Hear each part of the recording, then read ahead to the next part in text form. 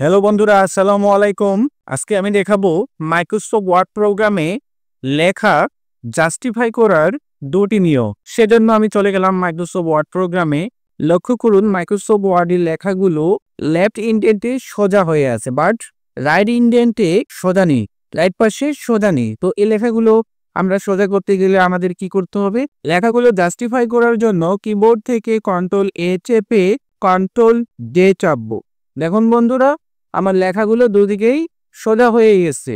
এই কাজটি আপনি মাউস দ্বারা করতে পারবেন। সেজন্য চলে যাব হোমে। হোম থেকে লক্ষ্য করুন জাস্টিফাই ক্লিক করেন, আপনার লেখাগুলো দুদিকেই সোজা হয়ে আসবে। এই দুটি নিয়মের মধ্যে কোন নিয়মটি সবচেয়ে বেশি ভালো লাগলো অবশ্যই কমেন্ট করে জানাবেন। ধন্যবাদ। আল্লাহ হাফেজ।